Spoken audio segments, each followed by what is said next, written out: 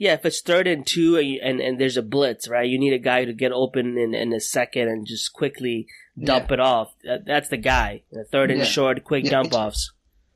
He's got a low center of gravity. Yeah. He's got good hands. He's quite small and slender in frame. Sometimes these guys are the hardest to get hold of because there's not a lot there to get hold of, you know? Yeah. So makes it harder for the bigger players to actually wrap around them and stuff. But you look at the corp of Antonio Brown, Tyrell Williams, Ryan Grant, JJ Nelson, Hunter Renfrow. There's a lot of unique skill set there in different varieties. And that's what Gruden's looking for. He's looking for his go-to guy in Renfrow on situational plays. He's looking at his kind of every down wide receiver in Antonio Brown. Tyrell Williams can be that deep threat. JJ Nelson and Ryan Grant can also be considered in the slot and moved around. So there's a lot there to be really happy with. I mean, I don't remember the Raiders having this much of a good wide receiver group in a very long time. You know what's going to be interesting is who wins the third wide receiver role, because it's not just a slot.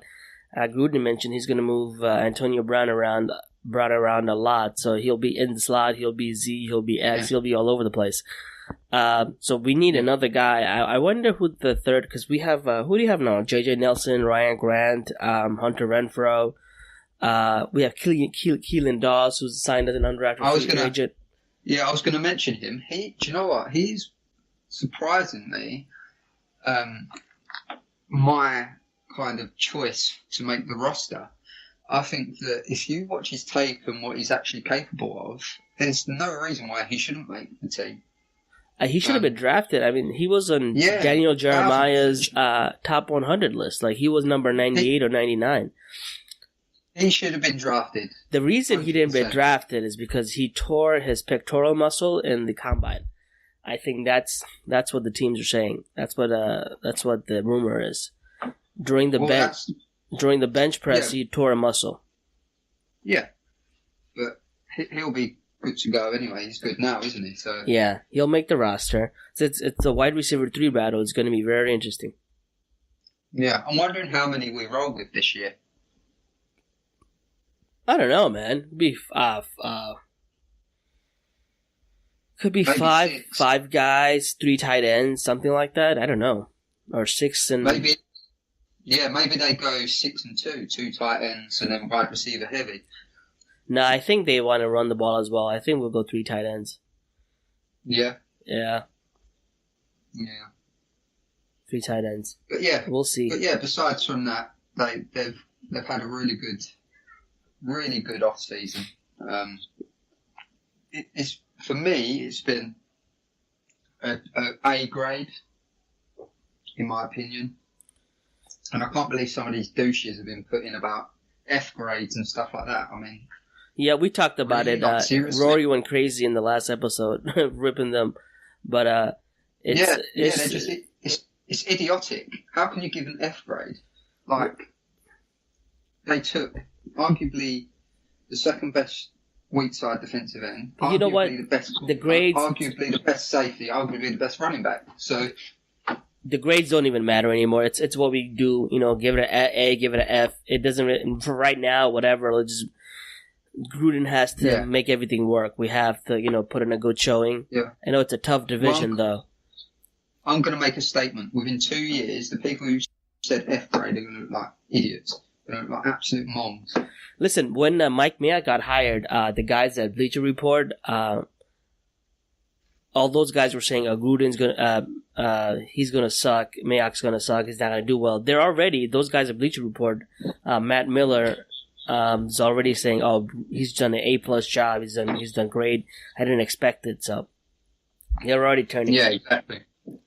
One other news that's been all over Twitter is people wondering if Marshawn Lynch is coming back. And I'm going to go out on a limb and I'm going to say that I'm very confident that he's not going to come back. And the reason I say that is because when Isaiah Crowell went down, they didn't call Lynch. They called Doug Martin. If they wanted Lynch back, they would have called Lynch first because Lynch was open to coming back.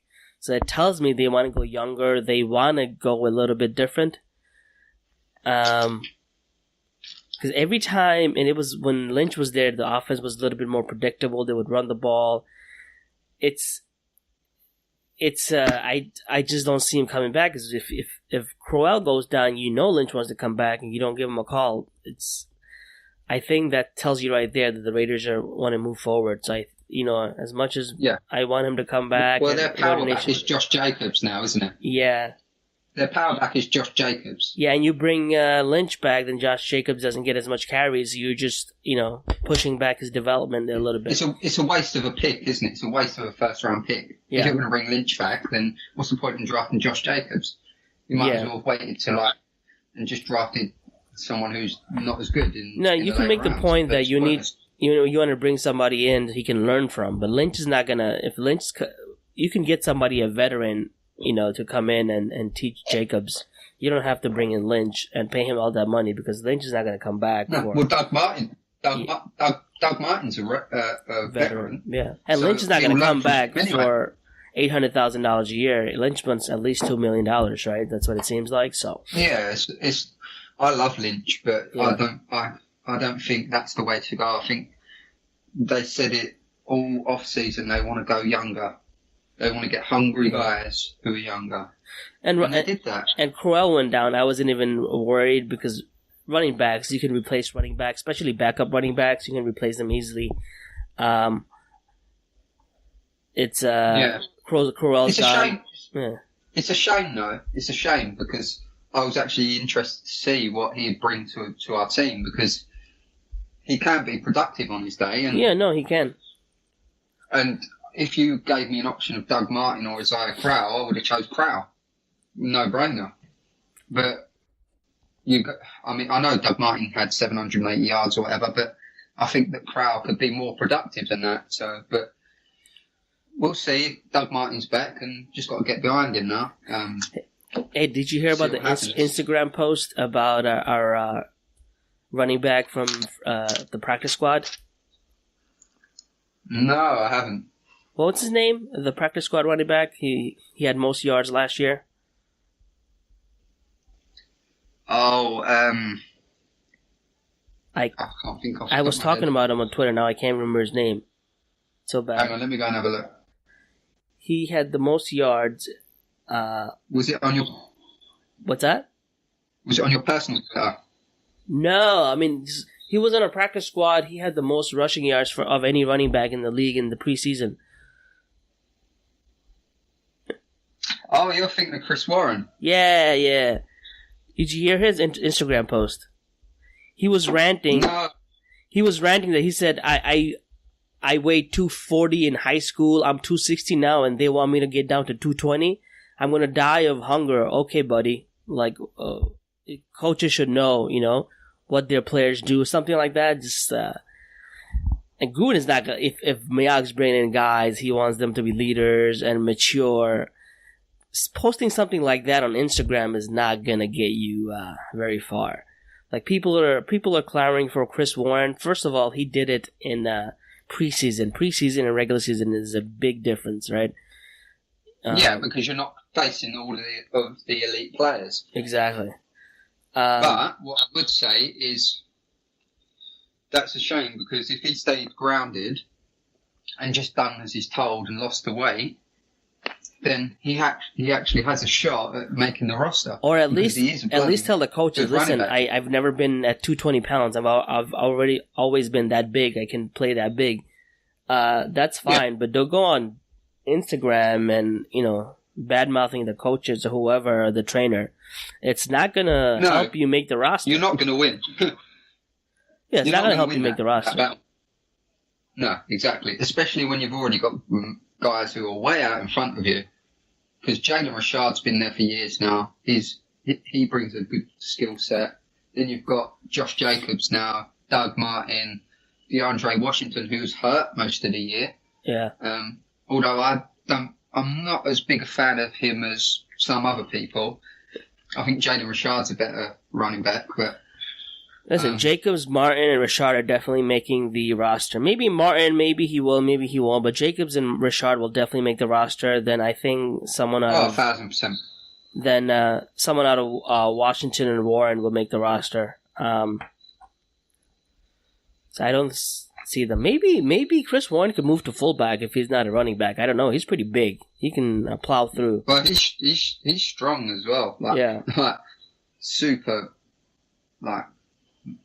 Bench. He could be a fullback / a goal line back or something like that. I think if he can't make the team as a running back, bulldozer. Yeah, just call him the bulldozer. Yeah, 260 pounds running like that. Imagine. Yeah. No linebacker is going to get in his way. No, exactly. But do you know what? I actually think at certain times in this coming season, you're going to see Richard and Jacobs on the field at the same time. Sure. I have this feeling that at points in time he's going to pretend he's running the ball with Jacobs with Richard on the pitch, and then let Richard go into the slot a little bit because he's very, very good at catching the ball out of the backfield, giving different looks and different feels. Yeah. Wouldn't surprise me at all. Yeah. But it's Jacobs. It's Jacobs or nothing. So I'm really excited. See what happens. We got a lot of new faces in the offense and defense. I don't think there's any major holes right now. I mean, there's linebacker. We'll see what happens. We got 2 new guys in at starters, so who knows how that's going to work. And interior pass. I think our success as failure is going to depend on how much improvement Hurst and Arden Key made over the offseason. And our left tackle Colton Miller. Those guys are the key, really, to see how much they've improved. Yeah, but supposedly Colton Miller put on some pounds. Yeah, well, I'm hoping he has, but he hasn't lost any of his, his movement with that. Yeah, he needs to get stronger for the bull rush. Because Frank Clark in our division scares the shit out of me. Too easy. Huh? Yeah, he gets bullied way too easily for his size. I mean, if you look at that offensive line now, most of them are like 6'8". So it's literally a joke. It's like the Great Wall of China. Yeah, they just need just their left tackle needs to get stronger. Brandon Parker put on like 20-something pounds. He looks huge. You can tell he was skinny last year at camp. Now he looks big, like really big. Which is what you want. Yeah. Which is what you want. Brandon Parker's one of those players who has a point to prove, and I think that he could be a sleeper to start at left guard come the season. Well, no, Gruden said he's going to be swing tackle, so. Oh, okay, well then, I'm completely wrong. But yeah, Gruden's... I see him more as a guard, but I'm not the coach. So. Let me mention some of the things we got, some of the undrafted free agents, and I'll see. Let's discuss who we think could start. Now, it ends today, the rookie minicamp, so they'll sign some players and cut some players today, depending on how they did in the last 3 days. And today meaning the day we're recording on Sunday. So when you're listening to this on Monday, you'll know. Tevon Coney, linebacker from Notre Dame. Lester Cohen, guard from Alabama. Keelan Dawes, wide receiver, UC Davis. Cole Farmer, linebacker, Penn State. Alec Ingold, fullback. Andre James, tackle, UCLA. Dylan Mabin, cornerback, Fordham. McNeil Lukakis, guard from Louisville.